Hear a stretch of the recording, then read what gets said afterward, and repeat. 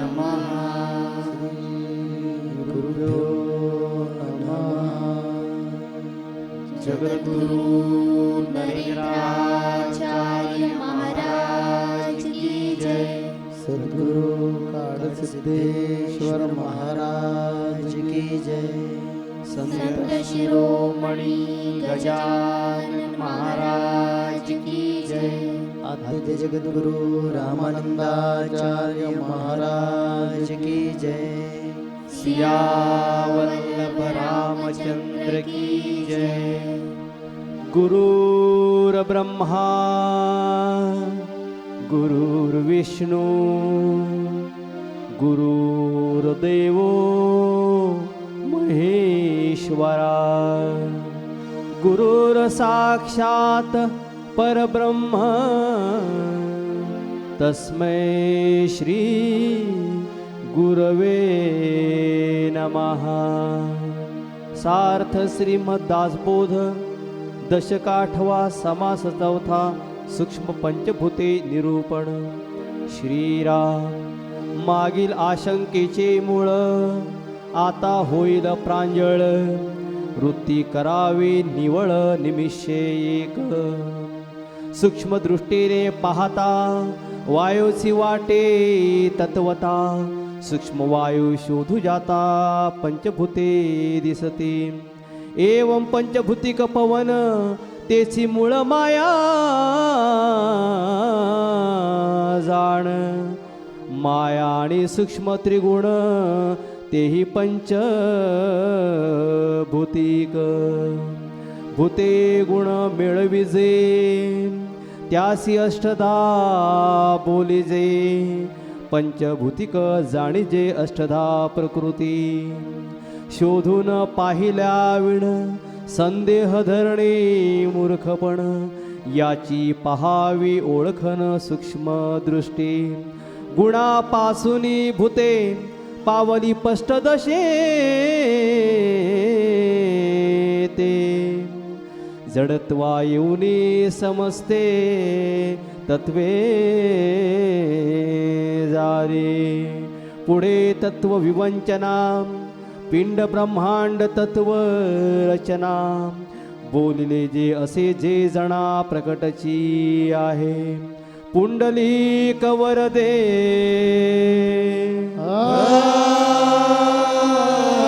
हरी विठ्ठल। श्री ज्ञानदेव तुकाराम पंढरीनाथ महाराज की जय। जगद्गुरु नरेंद्राचार्य महाराज की जय। परमादरणीय जगतगुरु श्री के पावन चरणों में प्रणाम करते हुए आप सभी को मेरा श्री गुरुदेव। गुरु बंधुओं, पिछले सप्ताह सत्संग में सूक्ष्म पंचमहाभूत इस विषय पर विवंचना करते हुए हम लोगों ने उस सत्संग को समाप्त किया था। शिष्य की जिज्ञासा को पूर्ण करते हुए सद्गुरु उसे ब्रह्मांड की निर्मिति का जो रहस्य है उस रहस्य को स्पष्ट कर रहे हैं, जिसमें सद्गुरु ने अपने शिष्य को ये बताया कि सबसे पहले केवल और केवल मूल पुरुष और सिर्फ मूल पुरुष ही अस्तित्व में थे, जिनके द्वारा मूल माया, उसके पश्चात गुणक्षोभिणी माया, उनसे तीनों गुण सत्व रज और तम, तमोगुण से पंचमहाभूत, और पंचमहाभूत और तीनों गुणों के मिलाप से अष्टधा प्रकृति, और अष्टधा प्रकृति के कारण इस ब्रह्मांड की निर्मिति। यही सारांश या इस विषय पर हम लोग पिछले सप्ताह विवंचना कर रहे थे, जिसको आध्यात्मिक भाषा के बजाय वास्तविक जीवन के कुछ अनुभव या वास्तविक जीवन की कुछ उपयोगिताओं से मिलाकर हम लोग समझने का प्रयास कर रहे थे। जैसे पिछले सत्संग में भी जगत गुरु श्री ने बताया कि आध्यात्म में भी ज्ञानियों और अज्ञानियों की कुछ प्रश्न, कुछ जिज्ञासाएं होती है जिन्हें स्पष्ट करना आवश्यक है, क्योंकि ये कहा नहीं जा सकता कि किस प्रश्न के उत्तर में किसी शिष्य का मोक्ष या उसकी मुक्ति छुपी हो। इस संसार में बहुत से ऐसे मनुष्य जीव हैं जो मोक्ष के द्वार पर खड़े हैं लेकिन भीतर नहीं जा सकते, क्योंकि वे किसी एक जिज्ञासा के कारण वहां रुके हुए हैं। सत्संग में जाने का, सद्गुरु के संग में रहने का, सद्गुरु के वचनों को सुनने का सबसे बड़ा जो आधार है, सबसे बड़ा जिसे हम ये कहेंगे कि जो प्राप्ति है, वो यही है कि ना जाने सद्गुरु का कौन सा ऐसा वचन हमें सुनाई पड़ जाए जिसके कारण हम मोक्ष के इस द्वार को पार कर लें। एक भगवान गौतम बुद्ध के जीवन का एक जो उल्लेख है वो मुझे इस वक्त याद आता है कि भगवान गौतम बुद्ध को जब आत्मज्ञान हुआ, जिस वक्त वे बोधि वृक्ष के नीचे बैठे हुए थे, आत्मज्ञान होने के पश्चात 7 दिन तक भगवान बुद्ध कुछ भी नहीं बोले, वे मौन बैठे हुए थे। सारे देवता उनसे ये कहने लगे कि हे प्रभु आप कुछ बोलिए, हे भगवान आप कुछ बोलिए, आप कुछ बोलते क्यों नहीं? आपके बोलने से हजारों ऐसे बद्ध जीव हैं जिनका जीवन सफल हो सकता है, जिन्हें मुक्ति मिल सकती है, जिन्हें मार्ग मिल सकता है, आप बोलिए।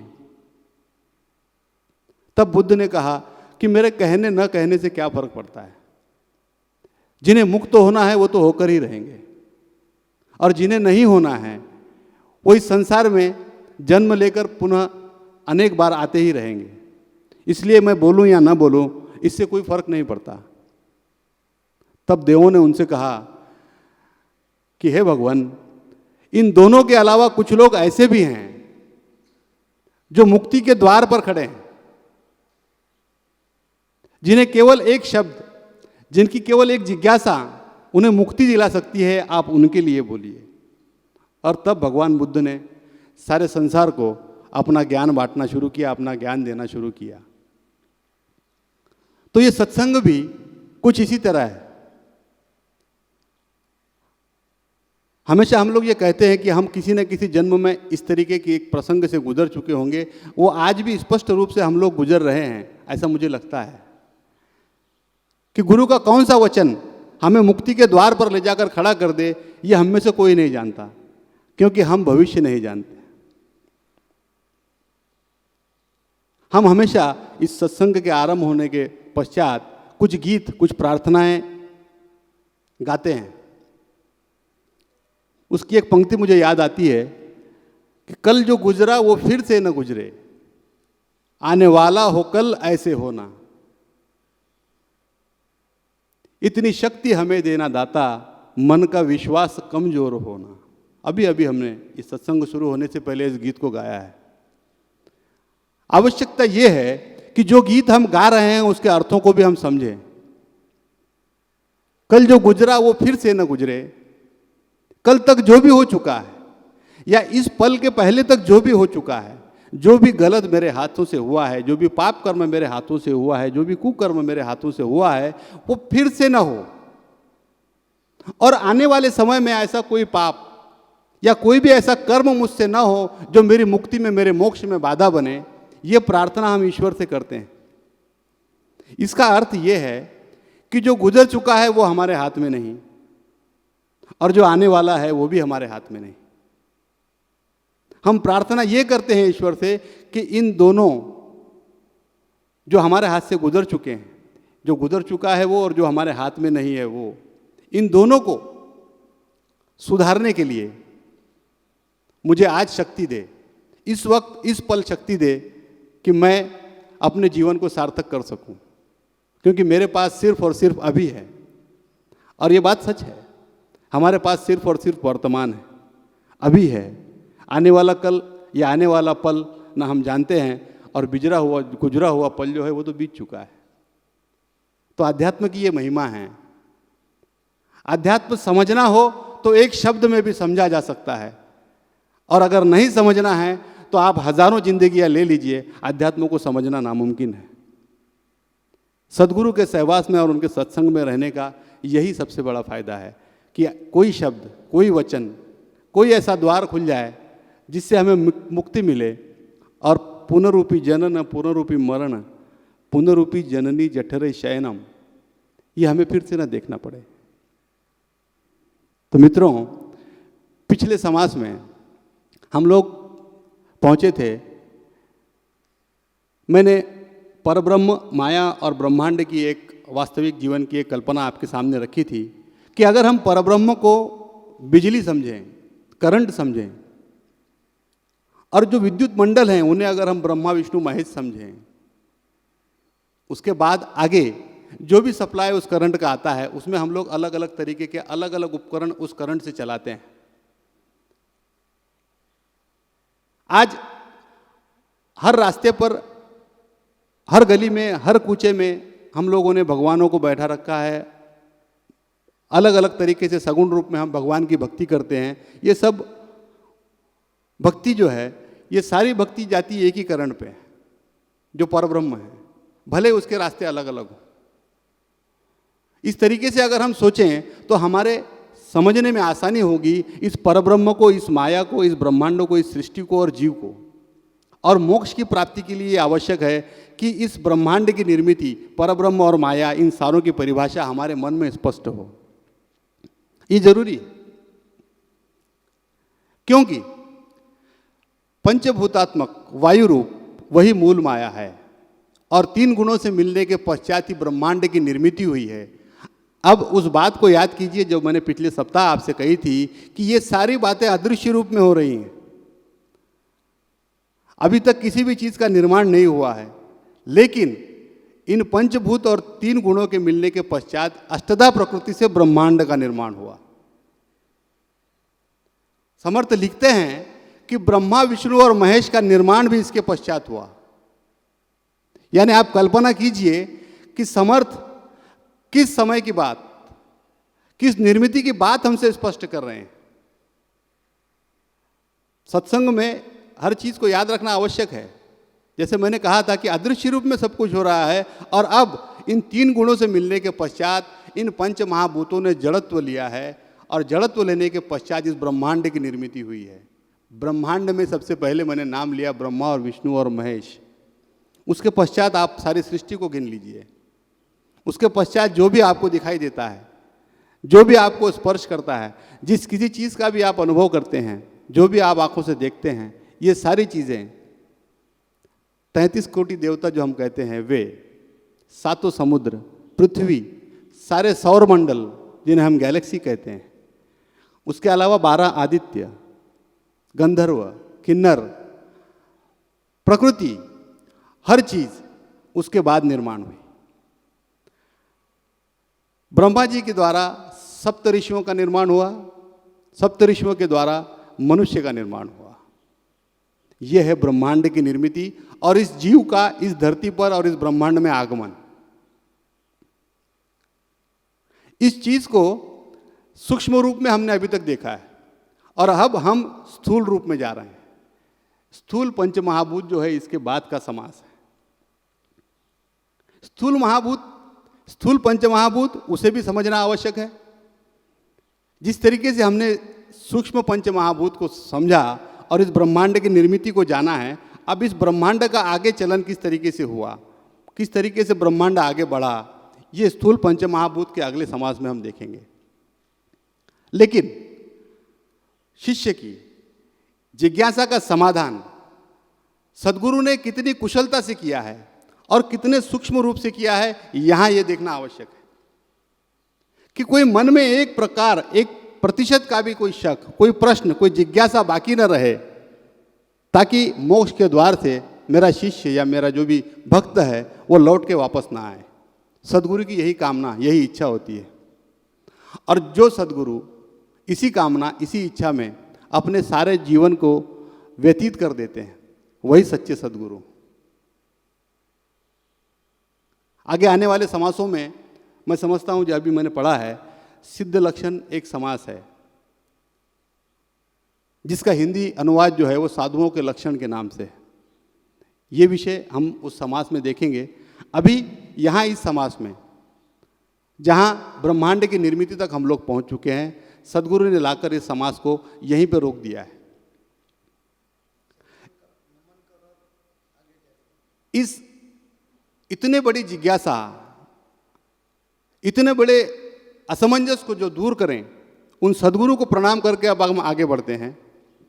हम इससे आगे बढ़ेंगे और आज इस समास में यहाँ पर एक मनुष्य, आज हम जिस समय इस कलयुग में, इस युग में हम जी रहे हैं, जो हमारा जीवन है, क्योंकि ये सारी बातें सुनने के बाद कहीं ना कहीं हमारे भीतर ये अनुभव आता है कि हम इस युग में बैठे ही नहीं। क्योंकि हमारे रोजमर्रा की ज़िंदगी में जो बातें हम सुनते हैं सांसारिक जीवन में, वो बातें और ये बातें, इन दोनों का कहीं मेल नहीं है, दोनों एक दूसरे से भिन्न हैं। इसलिए एक अलग युग में होने का आभास हमें होता है इस सत्संग में, जहां हम ब्रह्मांड की निर्मिति के बारे में सुन रहे हैं। यहाँ से बाहर निकलने के बाद हम इलेक्ट्रिक का बिल, राशन बनिए का बिल, राशन, कपड़ा, बीबी, बच्चा, इसी में जाकर फिर से मिल जाएंगे और वो दुनिया अलग होगी। स्वामी जी, ये ठाकुर जो आप भी मार्गदर्शन कर रहे हैं,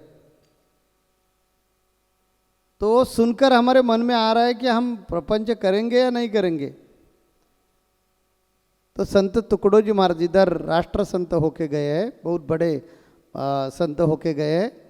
ये महानुभव ने बताया है कि ऐसे जब हमारे मन में आता है तो डरने की ज़रूरत नहीं, भक्ति करना अनिवार्य है, क्योंकि ये इंसान का जन्म मिला है, इसलिए ये जन्म का फर्ज है, जन्म का कर्तव्य भक्ति करवा के मुक्ति मिलवाना। और ये जन्म का ये भी फर्ज है कि हम प्रपंच में आ गए, इसी कारण प्रपंच करवा के हमारे ऊपर जो भगवान ने जिम्मेदारी सौंपी है वो भी निभाना। तो ऐसे दोलायमान स्थिति में डरने की ज़रूरत नहीं। आप सद्गुरु के पास जाइए और सद्गुरु जो बताते हैं वैसे मार्ग से चलिए। आप प्रपंच भी करो और प्रपंच करते समय भक्ति को भी महत्व दे दो, सत्संग को महत्व दे दो, साधु संतों के शब्दों को महत्व दे दो और उन्होंने जो बताया वैसे मार्ग से चलो और कंफ्यूज मत हो जाइए। भ्रम हमारे में जो है वो हटाइए कि ये निर्माण करने वाला अलग है और उनको बोला जाता है परमात्मा, और ये परमात्मा ने ये सब सृष्टि निर्माण की है। हम ज्ञान मिलवाया, वो ज्ञान उनके मेहरबानी से मिलवाया। हम जो आज निर्माण हो गए, हमें माँ बाप इधर प्रपंच में मिल गए, हमें सब सगे सोहरे रिश्ते मिल गए, तो ये भगवान की कृपा है, ये भगवान की देन है। तो महाराज जी, हमें ये सब समझता है ये भगवान की देन है, तो हम वहाँ तक क्यों नहीं पहुँचते। तो समर्थ रामदास स्वामी जी बोलते हैं कि ये ज्ञानी जो भक्त है उनको ये जिज्ञासा निर्माण हो गई है, जिज्ञासा निर्माण हो गई, आशंका निर्माण हो गई, तो उसमें कुछ गलती है ऐसे नहीं है। जिज्ञासा तो निर्माण होना ही चाहिए, जिधर जिज्ञासा है उधर प्रगति होती है। लेकिन सिर्फ जानकर समझकर वो छोड़ देता है, उनको महामूर्ख बोला जाता है। ज्ञानी आदमी का काम ही है जिज्ञासा जरूर निर्माण होना चाहिए, और जिज्ञासा के वजह से हमने गुरु को प्रश्न जरूर पूछना चाहिए। और गुरु का कर्तव्य है आपको जब तक समझता नहीं तब तक आपको खोलकर वो बताना चाहिए।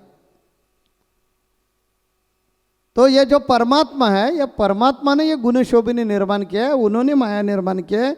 ये माया के वजह से त्रिगुण निर्माण हो गए, ये त्रिगुण के माध्यम से पंच तत्व निर्माण हो गए, और पंच तत्व और 3 गुण, ये 8 तत्वों से, 8 चीज़ों से हम निर्माण हो गए। इस कारण हम अष्टधा प्रकृति क्या है।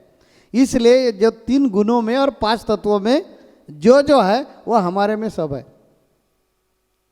ये 5 तत्व और 3 गुणों में परब्रह्म है। इसलिए कहा जाता है जो ब्रह्मांड में है वो पिंडी में। तो ये परब्रह्म ढूंढने के लिए बाहर जाने की जरूरत नहीं है, ये परब्रह्म हमारे पास ही है। लेकिन आपको योग्य सत्पुरुषों की जरूरत है, गुरु की जरूरत है, वो हमें सही ढंग से समझाएंगे। जितनी अपने मन में आशंका आ जाएगी, हर आशंका का वो जवाब देगा। और जैसी जैसी हमारी आशंका कम हो जाएगी, निकल जाएगी तब हम हमारे सायुज्यता तक पहुंच सकेंगे। हमें सायुज्यता मिलवाने के है। अभी समीप मुक्ति बहुत हो गई, सलोकता तो बहुत दूर हो गई, जरूरत ही नहीं सलोकता की, क्योंकि हम इतने पुण्यात्मा हैं। 77 सत्संग हमने सुने, हम सलोकता में साधु संतों के सहवास में आ गए। ये कुछ मेहरबानी की बात नहीं है, हमने पिछले जन्म में जो पुण्य किया था इस वजह से वो मुक्ति हमने मिलवाई और साधु संतों के सहवास में रहने वाले लोग हम निर्माण हो गए। अभी हम सत्संग के माध्यम से सद्गुरु के सानिध्य में आ गए, हमें समीपता मुक्ति मिल गई है। इस पर हम रुकने वाले नहीं हैं, इस पर हमें रुकना नहीं चाहिए, हमें सायुज्य तक पहुंचना चाहिए। ये सायुज्यता ये हमारा जीवन का मिशन है, ये हमारे जीवन का ध्येय है। तो ये जीवन का ध्येय सही ढंग से समझाने के लिए हमें सिद्ध अवस्था प्राप्त होना चाहिए, यानी साधु अवस्था प्राप्त होना चाहिए। जैसा कमल चिकल में रहता है, कीचड़ में रहता है, लेकिन उनको कीचड़ लगता नहीं, वैसे साधु का जीवन है। वो दिखने के लिए इंसान है, दिखने के लिए आप जैसे दिखते हैं, आप जैसे संसार में फंसे हुए हैं, संसार में बांधे हुए ऐसे दिखते हैं, लेकिन वो बिल्कुल उसमें अटके नहीं है, बिल्कुल उसमें बंदिस्त नहीं है।